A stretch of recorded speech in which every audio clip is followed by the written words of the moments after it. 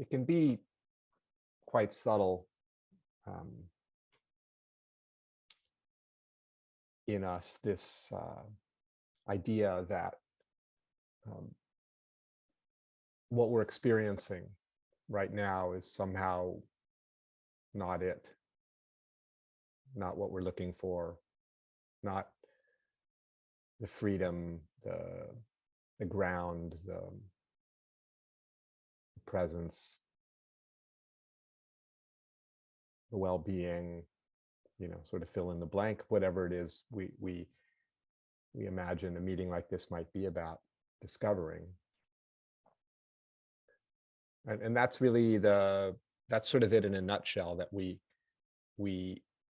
have this tendency to miss the radically inclusive nature of reality, of the ground, of freedom, that it is that which is everything. It is that which is inclusive of everything. It is that which radiates and shines forth as everything. And it seems that the trick, if you will, is to come to understand that everything means everything. I mean, literally everything. So every single aspect of what's appearing, every single thought, every single description, every single flickering of phenomena, of energy, of all the things we have no words for, all of it, all of it, all of it.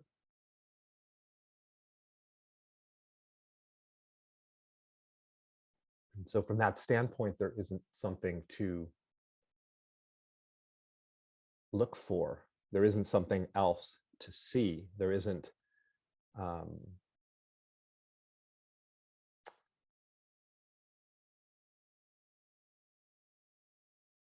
it's like, use the dream metaphor for a moment, which can be a nice one. There you are, you're dreaming the dream, the nighttime dreams, and there's all this variety in the dream world, right? There's all sorts of things happening. There's people, places, and things appearing as all of this stuff. And of course, in the dream, we may have preferences for what's happening in the dream, right? We may enjoy certain encounters, certain events in the dream world, and others we may find aversive and uncomfortable and terrifying and not to our liking, right? But everything in that dream world, no matter how differently it's appearing and no matter what the preferences might be for those appearances, right? It is all the dream, isn't it? It is all the dreaming consciousness, let's say, right? There's not one single itty bitty part of the dream that is not the dream, right? There's nothing in the dream that departs from dreaming. It's all of the dreaming, isn't it? It's all the radiation, if you will, of the imagination of consciousness. We don't really know what dreaming is, but we'll call it that.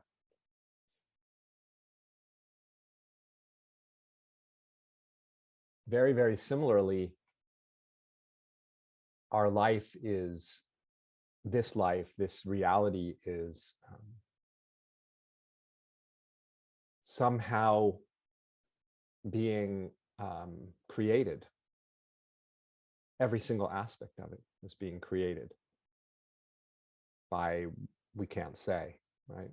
There's no way to know what that is, to describe what that is, to conceive of what that could be, that's creating this moment that's appearing in all its particularities and flavors and seeming qualities and characteristics, right? And every single one of those, the ones we love, the ones we want more of, and the ones that we would rather not be appearing, are all being created by that which creates everything, right? I'm not going to make any claims that somehow something called consciousness is creating it all. I don't even know what that would mean, to be honest. For me, it's inconceivable. What's creating the moment, what's giving rise to this moment, the force underlying this, the power that's generating this, that's projecting this, that's manifesting this, that's the engine of reality. You know, what that is just it's just complete miracle, isn't it? All of it is complete miracle. And again, all of it means all of it. That's the inclusivity of it. That's what non-duality, a term probably many of you are familiar with, that's what it means to me. It's that which is inclusive of everything. It's that which is everything.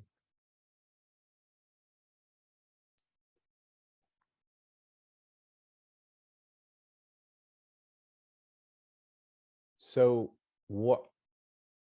that's why we can say that what's being seen right now is the pure presence of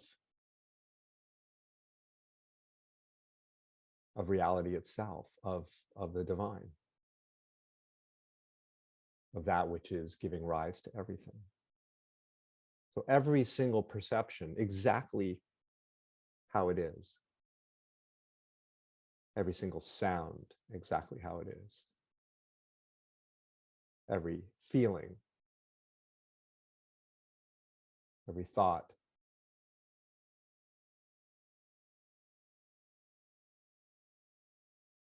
Yes, again, just like the dream analogy, that we might have preferences for parts of the dream, right? For ways the dream can appear.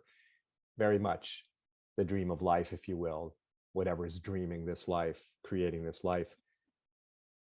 And we, as part of that dream, seem to have particular idiosyncratic inclinations and preferences, right? That's also part of the dreaming. So that's all, very natural, it would appear. I might like certain types of music, let's say, but every type of music, no matter my particular preference, is sound, made of sound, isn't it? And the sound is coming from where exactly? The same mysterious, placeless place that everything is coming from. So it's all of it is reality. All of it is actually what we're looking for. And so we can completely relax the effort to try to find some other moment, to find some other experience, at least for purposes of discovering this inclusivity. We can continue on in our lives seeking out things that we like and things that we prefer. There's nothing wrong with that. But to discover that which is everything, to see that everything is it, that there's nothing but this astonishing, undivided reality being everything, to see that, to recognize that, you could say requires a kind of seeing beyond the peering around the corner of our preferences, to see that regardless of the preferences, we're always experiencing God,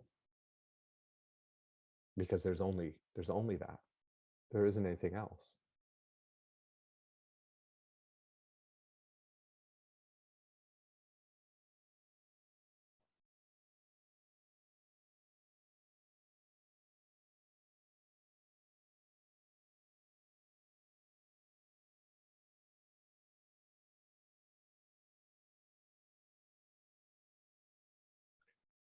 There's the term satsang, again, probably a lot of you are familiar with.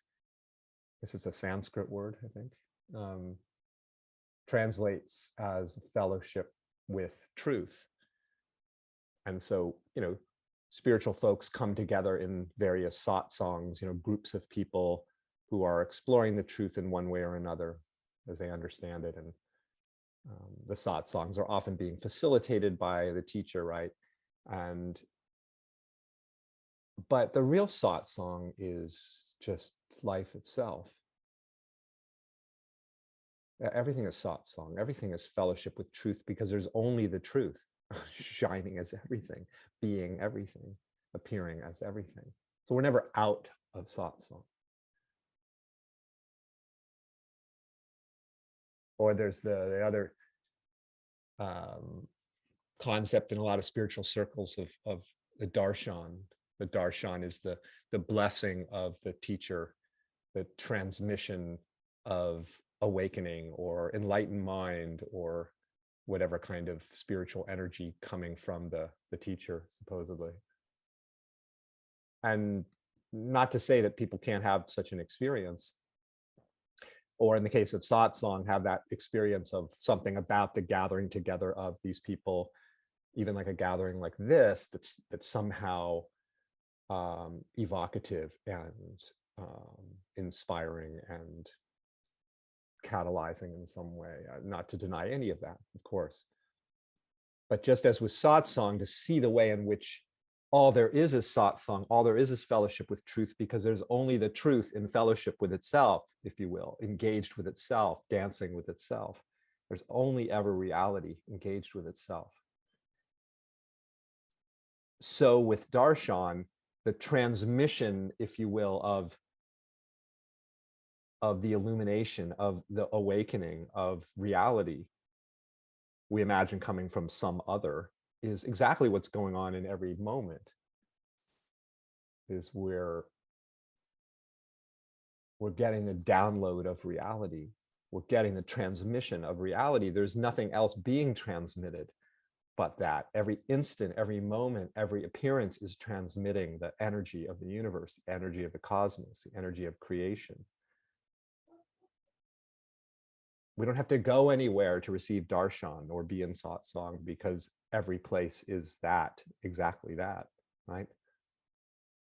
I mean, literally, not just poetically.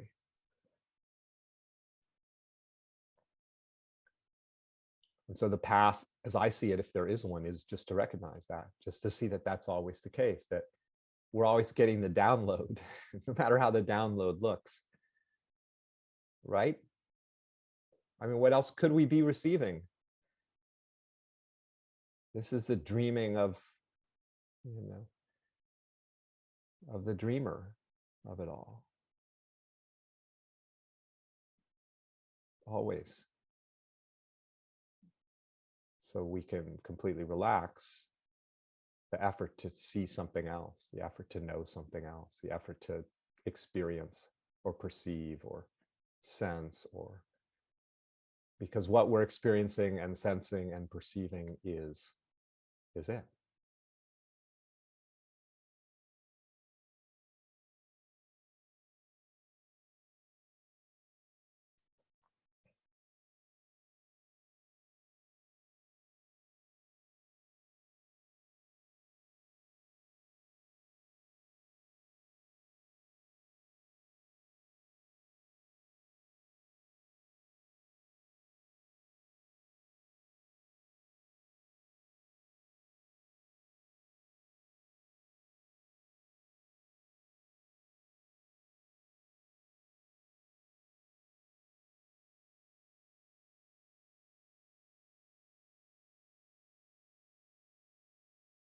And I think it's fair to say that what fuels the search for some other moment, for some other perception, some other presumably better experience,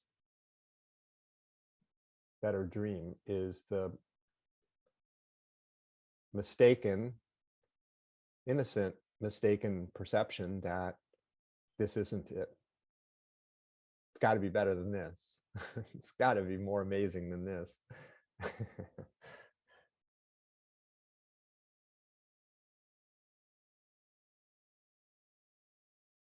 But it's all amazing.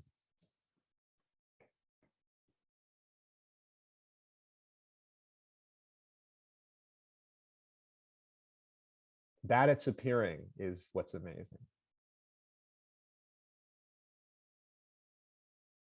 that anything is here, that any moment is arising, that anything is present.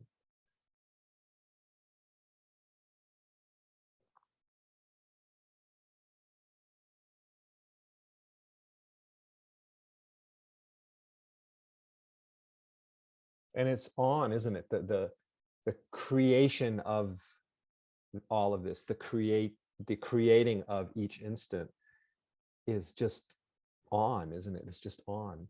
Where is the off switch?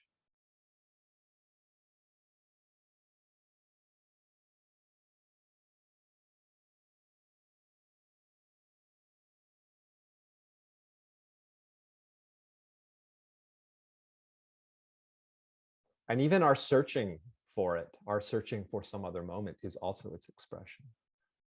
So that needn't be somehow rejected either. Nothing needs to be rejected.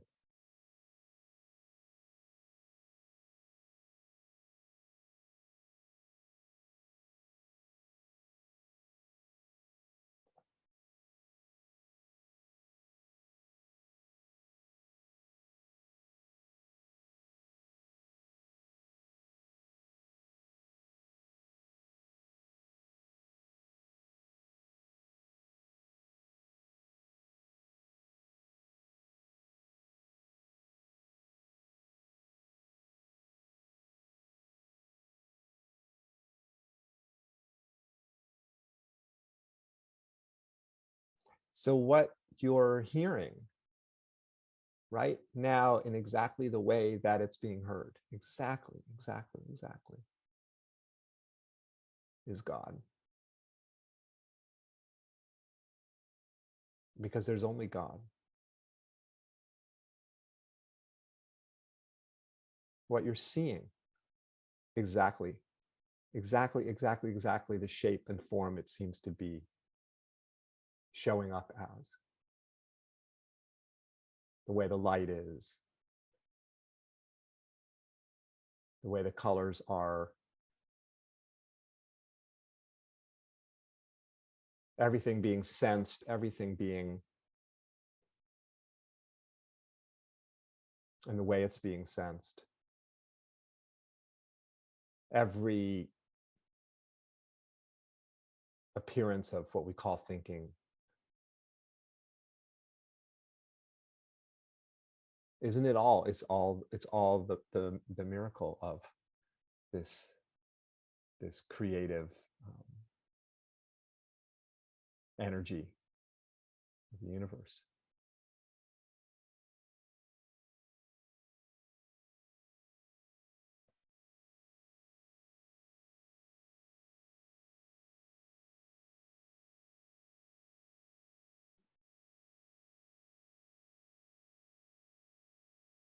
There's no way for this to become more present.